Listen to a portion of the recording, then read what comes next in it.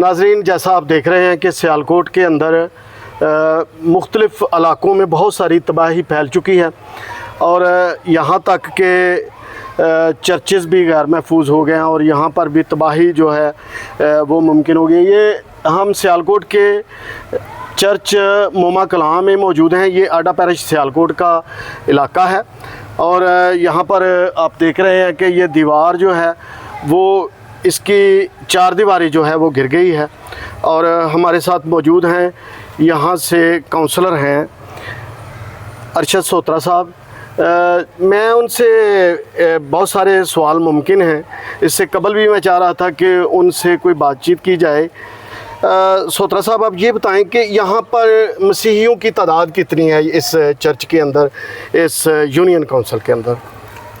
जी जुवेद भाई, शुक्रिया आप हमारे पास आए और हम नेशन न्यूज़ का भी शुक्रिया अदा करते हैं कि जिन्होंने आपको हमारे पास भेजा। तो जुवेद भाई, हमारे जो इधर जो है ना वोटर की जो तादाद है, टोटल आबादी जो है हमारी वो अपना यूनियन काउंसिल में वो है 3000। ये मोमा कलां यूनियन काउंसिल सियालकोट है, 3000 इसकी आबादी है टोटल। और जो हमारे वोटर की तादाद है ना वो तकरीबन 1500 के करीब है, 1500 वोटर है इधर। और हम इस वक्त यहाँ पर मौजूद हैं सेंट माइकल चर्च मोमा कलां में। तो अभी पता है सबको कि बारिशों का मौसम चल रहा है, सैलाब आए हुए हैं, मुल्क पर बड़ी आफत आई हुई है।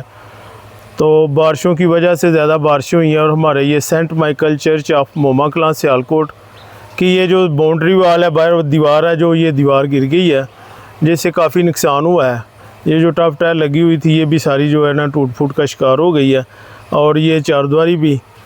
तो हम इस सैलाबज़दा माहौल में सब के लिए दुआगो हैं कि खुदा सब की हिफाजत व निगहबानी करे और सबको अपनी पनाह और हिफाजत में रखे। आप बतौर काउंसलर यहाँ पर मुंतखब हुए, तो आपकी यूनियन काउंसिल मोमा कलां में तकरीबन कितने चर्चेज़ हैं? हमारी यूनियन काउंसिल में जुवेद भाई 7 चर्चेज़ हैं, 7। ये जो है ये सारे कैथलिक चर्च हैं, 7 हैं। इन चर्चेज़ की तादाद जो है 7 है। टोटल जो देहात हैं वो 9 हैं और 2 देहात में जो है ना वो क्रिश्चियन आबादी नहीं है। 7 देहात में जो है क्रिश्चियन आबादी है और 7 चर्च हैं। ये आडा पैरिश में आते हैं सारे जो है ना, ये आडा पैरिश में आते हैं, आडा पैरिश सियालकोट में।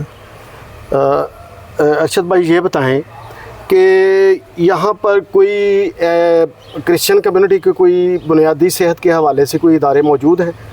जी नहीं जुवेद भाई, जो है ना हमारी कम्युनिटी के हवाले से कोई नहीं है। तो जो वही है जो फलाई बहबूद मरकज़ जो है ना वही है, और जो यूसी का एक होता है यूनियन काउंसिल का वही है, वो सब के लिए वही है। इधर मोमा कलां में तो नहीं है, वो लोधरे में है, लोधरे दूसरे गांव में है। यहाँ से लोग दूसरे गांव में जाते हैं तो उधर से जाकर अपनी जो है ना बुनियादी सेहत की सहूलियात उधर से ही हासिल करते हैं। बड़ा अहम सवाल है कि यहाँ से मसीही नौजवान तालीम कैसे हासिल करते हैं। तो यूनियन काउंसिल मोमा कलां में ये आडा पैरिश में आता है। तो अरशद भाई, ये बताएं कि यहाँ पर कोई मसीही स्कूल मौजूद है? ये जिधर हम खड़े हैं ना ये स्कूल का ही हिस्सा होता था कभी। ये जो है प्राइमरी स्कूल होता था, ये मिशन का ही स्कूल था, आडा पैरिश ही से चला रहा था।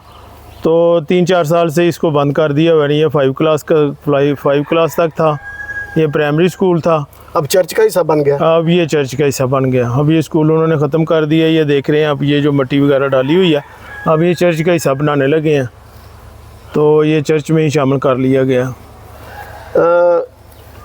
जो तालीमी ज़रूरियात हैं उसके हवाले से आप नौजवानों के लिए क्या पैगाम देंगे कि उनको कैसे तालीम हासिल करनी चाहिए? क्योंकि अब जो बड़ा वक्त, मुश्किल तरीन वक्त है और जो बच्चे तालीम हासिल करते हैं वही कामयाबी हासिल करते हैं। जी, इसके बारे में आप क्या कहेंगे? जी जुवेद भाई, अभी मीडिया का दौर है, कंपटीशन का दौर है। हर एक को जो है वो रोल मॉडल की शक्ल में हमारे सामने जो रोल मॉडल हैं वो आ रहे हैं, नौजवान तबका जो है वो आ रहा है। तो हमारी भी नौजवान नस्ल से यही गुजारिश है कि आप भी अच्छी आला तालीम हासिल करें।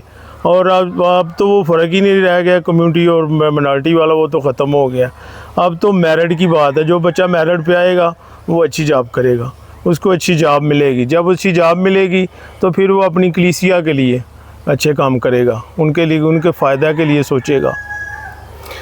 जी नाज़रीन, आपने देखा कि सियालकोट के अंदर सैलाब की वजह से बहुत सारी तबाही हुई है, सड़कें टूट गई हैं, यहाँ तक कि चर्चेज़ की दीवारें भी टूट फूट का शिकार हैं। इस पैरिश आडा पैरिश में बहुत सारे चर्चेज़ हैं जहाँ पर बहुत सारा नुकसान हुआ है। इसके लिए हम दूसरे इलाकों में भी जाएंगे और देखेंगे कि कितना नुकसान हुआ है। नाज़रीन, इसके लिए ज़रूरी ये है कि इस मुश्किल घड़ी में हम एक दूसरे का साथ दें, और जैसा अरशद भाई ने बताया है कि नौजवानों को चाहिए कि ये कंपटीशन का दौर है, इस दौर में सिर्फ वही लोग कामयाब हो सकते हैं जो आला तालीम हासिल करते हैं।